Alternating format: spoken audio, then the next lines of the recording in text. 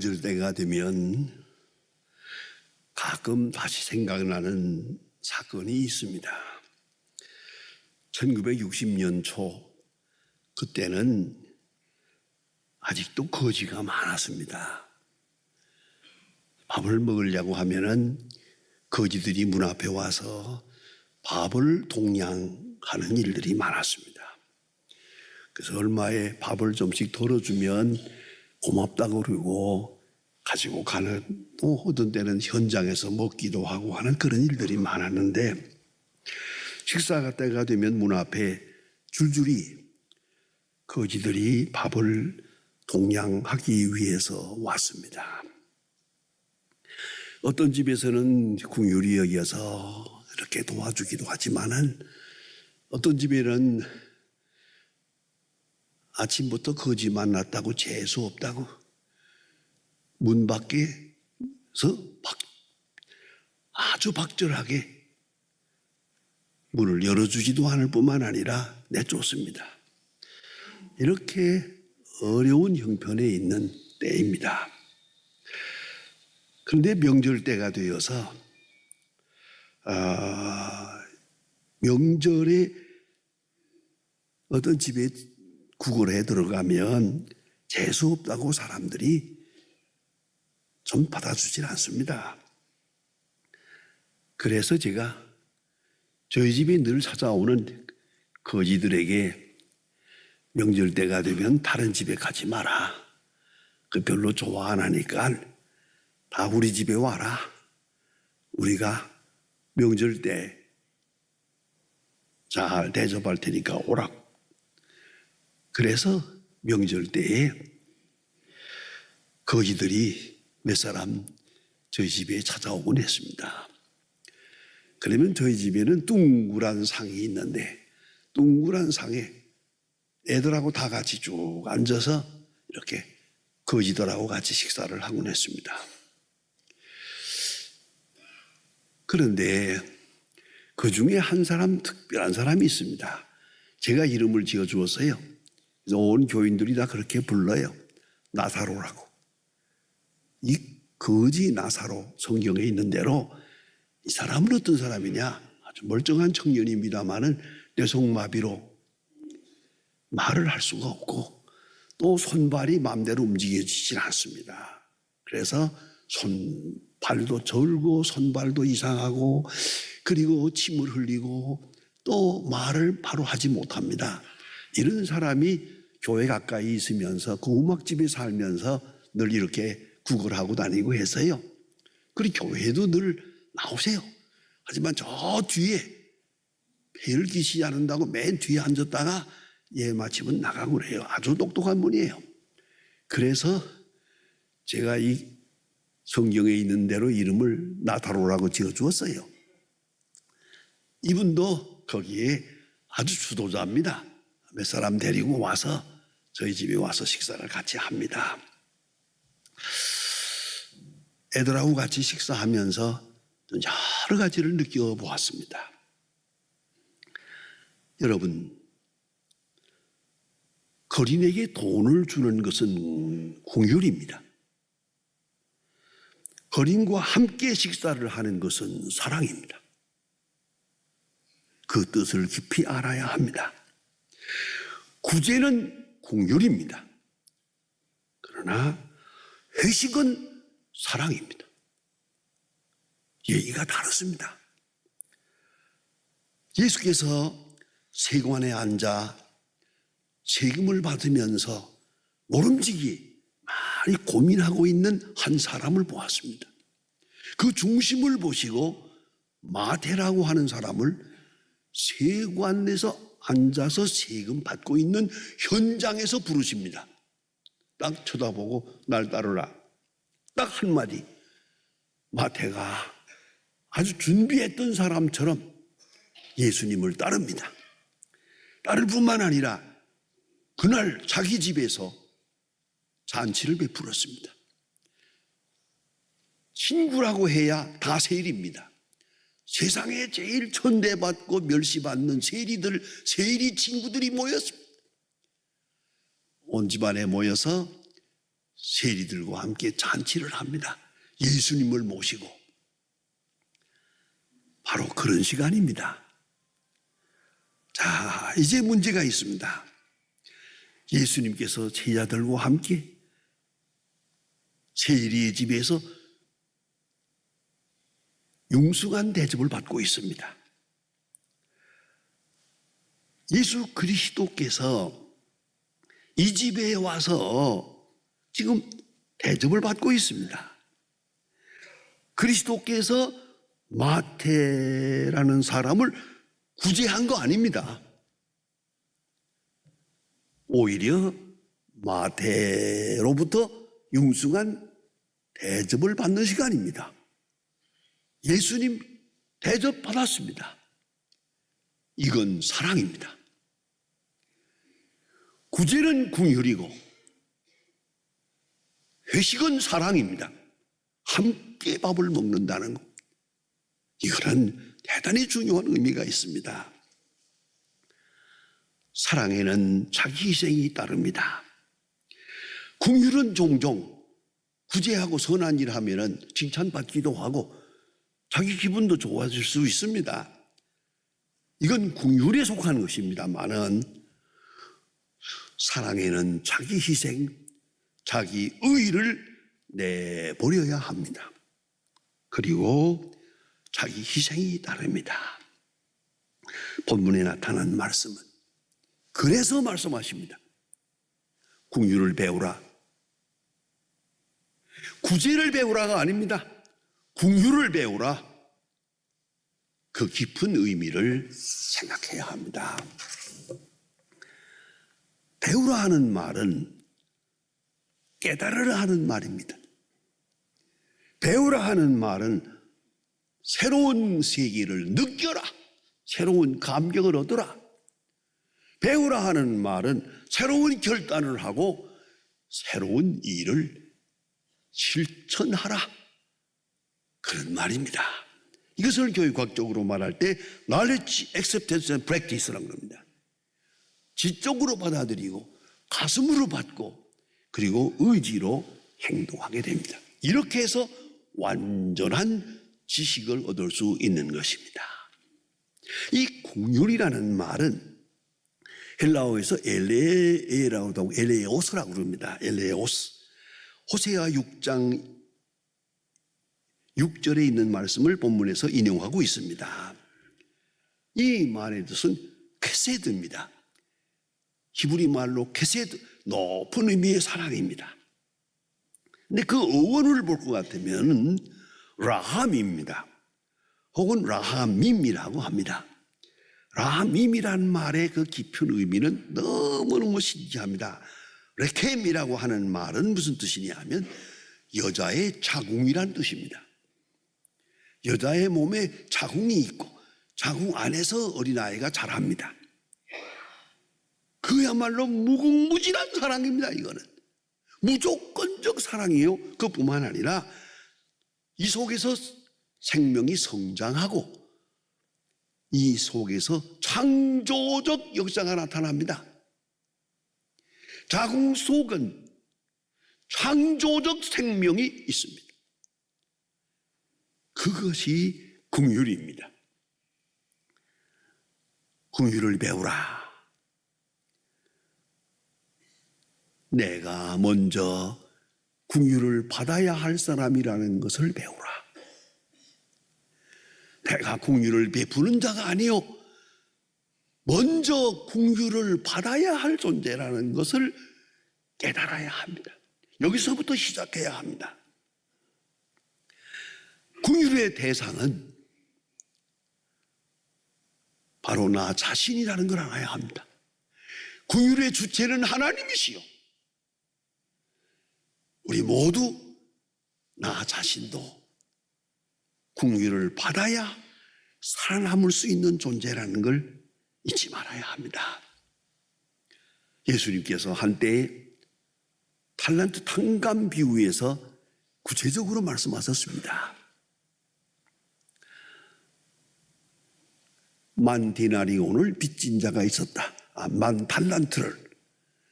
탈란트라고 하는 어마어마한 돈을 빚진 자가 있었다. 이것이 지금 얼마에 해당하느냐? 많은 사람들이 연구해 보니까 1,000만 불에 해당한다고 합니다. 상당한 돈입니다.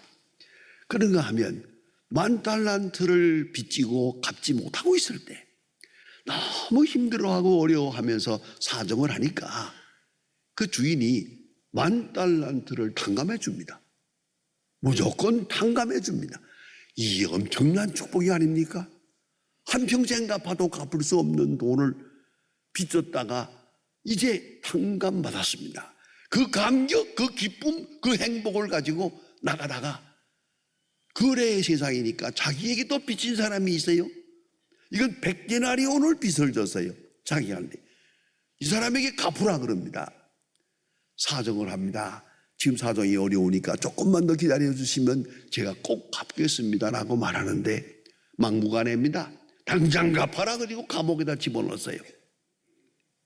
이 소식을 10,000달란트를 탕감해 준 주인이 들었어요. 불러왔어요.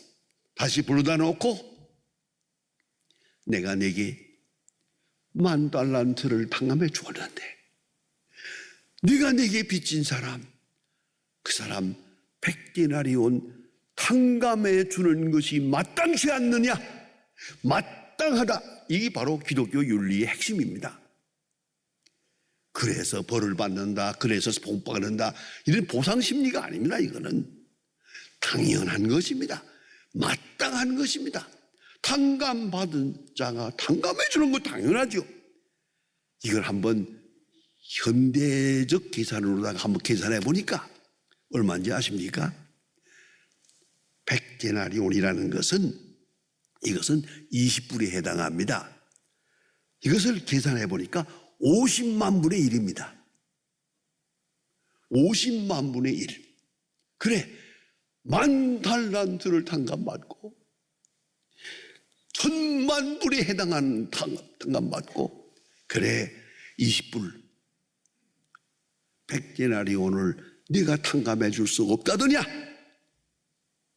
주인은 다시 불러서 감옥에 집어넣으라 그랬습니다. 여러분, 이게 무엇을 의미하는 것입니까? 우리는 많은 것을 탕감받고 사는 거예요. 아니, 용서받고 사는 거예요. 구제받고 사는 거예요. 은총을 입고 사는 거예요. 긍휼을 입고, 긍휼. 하나님이 우리를 불쌍히 여기시는 그 큰 긍휼을 힘입어서 오늘로 사는 거예요. 우리 의로 사는 게 아니거든요. 그렇다면 우리 양과 관계된 상황에서 작은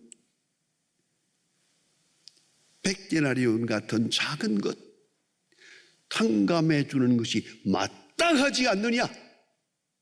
이건 율법적인 문제가 아니에요. 조건이 아니에요.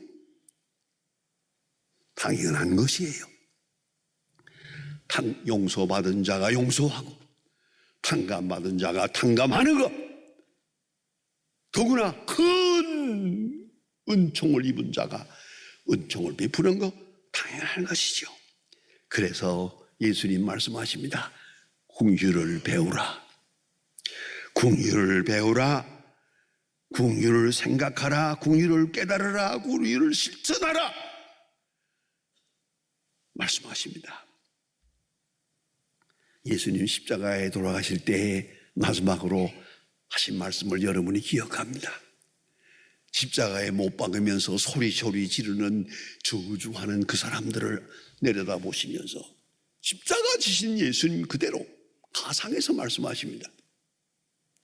하나님이여 저들의 죄를 사하소서. 저들이 하는 것을 모르기 때문입니다. 아주 중요한 의미가 있습니다. 물질적이고 경제적이고 정치적인 게 아닙니다. 의식의 문제입니다. 모르기 때문입니다. 생각, 사상의 문제입니다. 모르기 때문입니다. 불쌍히 여깁니다. 여러분, 경제, 정치, 문화 다 중요합니다만은 가장 중요한 건 사상적 문제입니다. 영적 문제입니다. 모르는데 어떡하겠습니까? 알고 하는 게 아닙니다. 모르기 때문입니다. 사실 그렇죠. 알고 보면 좀 더 깊은 영적으로 모르기 때문에 범죄하고 모르기 때문에 죄에서 헤어나지 못하는 것이에요. 그런 거로 아시는 예수님께서 말씀하십니다. 하나님, 저들의 죄를 사하소서. 모르기 때문입니다. 이것이 긍휼의 극치입니다. 예수님께서 마태의 집에 들어가서, 이 세리의 집에 들어가서 대접을 받습니다. 그들과 함께 식사를 합니다. 세리와 함께. 당시에 세리는 사람으로 취급하지 않았습니다. 로마 사람들을 위해서 세금 받는 사람들이야. 그런 거로 반민족주의자요. 어느 뭐로 뭐든지 할 수 없이 저들은 저들끼리 똘똘 뭉쳐서 저들끼리 결혼하고 저들끼리 사귀고 저들끼리 친구하고 다른 사람하고는 거리를 두었어요. 심지어는 그런 말도 있어요. 거지가 지나가다가 어디다 구걸을 했어요. 누가 돈을 주었어요? 돈을 받았어요? 받아가지고 가는데 누가 말하기를 여보 지금 그 돈 준 사람이 그 세리야. 그러면은 받았던 돈을 갖다 던졌대요.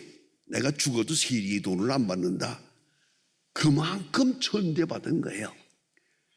그런 중인데 예수님께서 세리의 집에 가서 그들과 함께 식사를 합니다. 이거는 책임을 함께 지는 겁니다. 같은 운명을 경험하는 것입니다. 여기에는 자기 희생이 있습니다. 예수님의 거룩한 이름, 거룩한 의 다 희생하는 것입니다. 그런 거로 구속사적 사랑이 여기에 있습니다. 주도적 사랑이요, 사람을 구원하는 창조적 사랑이 여기에 계시된 것입니다. 함께 음식을 나누었다. 세리와 함께 음식을 나누었다. 예수님 말씀합니다. 긍휼을 배우라. 여기에 엄청난 긍휼의 의미가 있느니라. 긍휼을 배우라. 얼마 전에 치매에 대한 책을 하나 보았더니 그런 얘기가 있습니다요. 치매 걸린 사람은 건망증이 있거든요. 밥을 먹고도 먹은 걸 몰라요. 다 기억이 없으니까요. 아니 식사를 다 하고 저녁 식사를 하고 다 치운 다음에 그 집의 주인 되는 아들이 들어왔어요. 아들이 들어오니까 그 며느리 된 사람이 그 부인 된 사람이 저녁을 차릴 수밖에 없잖아요. 따로 저녁을 차려요. 그때 어머니 하는 말입니다. 어머니는 조금 전에 다 함께 식사했거든요. 했는데도 불구하고 이 시간에 하는 말이 엉뚱합니다. 자기 아들 보고 하는 말입니다. 얘야, 네 마누라가 밥을 안 주어서 난 하루 종일 굶었다. 그런 거예요. 이거 어떻게 하면 좋겠습니까? 방금 식사했는데 이렇게 말하니까. 지혜로운 며느리의 말을 보세요. 어머니 얼마나 시장하세요. 그리고 다시 밥상을 차렸어요. 차려놓으니까 그때 가서 딱 보더니 먹었다. 여러분, 밥을 먹었는데 생각 안 나는데 어떡할 거요? 생각 안 나면 안 먹은 거지. 안 먹은 거는 생각해야지. 이걸 놓고 방금 잡수지 않았습니까? 하고 심판할 거예요. 있는 대로 받아줘야 돼요. 부족한 대로, 죄인은 죄인대로, 실패한 자는 실패한 대로, 세리는 세리의 모습 그대로 받아줘야 되는 거예요. 이것이 바로 긍휼이요, 사랑이란 말입니다. 여러분 깊이 생각해야 합니다. 마태복음 5장 9절에 예수님께서 산상보훈에서 말씀하십니다. 긍휼히 여기는 자는 복이 있나니 그가 긍휼히 여김을 받을 것임이요. 여러분, 긍휼히 여김을 받는다 하는 축복, 조건이 있습니다. 내가 긍휼히 여겨야 합니다.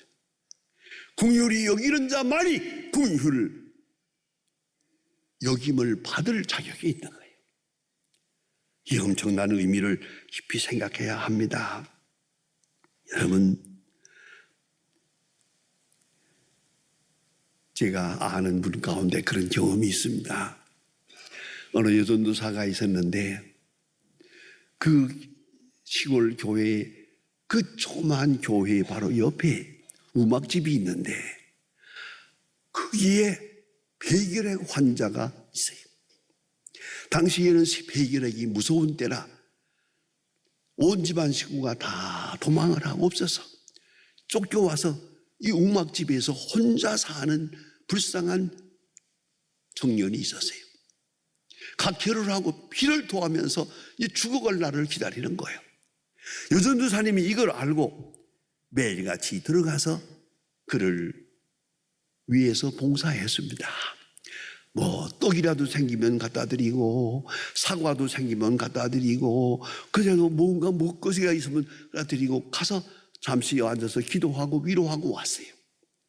이 청년은 위로받지 못했어요. 얼마 후에 이 청년이 이렇게 말하더랍니다. 전도사님, 나를 위해서 매일 와서 수고해 주신 고맙습니다만은 저는 곧 죽을 사람이에요. 저한테 그렇게 정성을 들일 필요가 없습니다. 그런데 늘 오시지만 제가 한 번도 대접한 일이 없는데 하더니 자기가 이불 속에 감추어 놓은 사고 하나가 있어요. 사실은 그것도 전도사님이 갖다 준 거예요. 오래전에 다 시들시들 말라 빠진 이불 속에 있는 사고 하나를 꺼내서 전도사님이 주면서 그저 이거라도 한번 잡숴보시면 좋겠다고. 전도사님이 그때 사과를 씻지도 않고 깎지도 않고 감사합니다. 그 앞에서 사과를 완전히 먹었어요. 이걸 다 먹은 다음에 이 청년이 하는 말입니다. 이것이 그리스도의 사랑입니까? 내가 예수를 믿겠습니다. 그때 예수님께 돌아왔는데 당장 그 병이 나았어요. 이런 기적이 있었어요.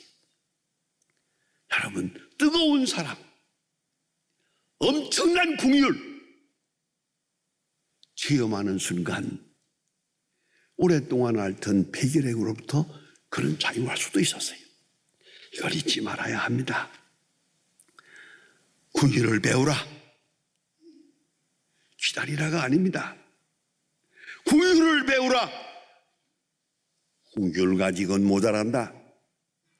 긍휼 위에 사랑이 있다. 긍휼을 배우라. 그리고 사랑을 배우라. 사랑을 실천하라. 내가 긍휼을 입었고 내가 사랑을 입었고 그 엄청난 감격 속에 그 은혜의 응답으로 살아라. 여러분, 남은 해를 긍휼을 배우고 사랑을 배우고 사랑으로부터 오는 엄청난 창조적 능력을 체험하며 살아야 할 것입니다. 한 생명을 중생케 하기 위해서 먼저 긍휼을 배워야 하겠습니다. 긍휼에 응답하는 사람이 되고 사랑에 감동하고 감격한 사람이 될 때 하나님의 놀라운 역사는 이루어지는 것이옵시다. 기도하십시다.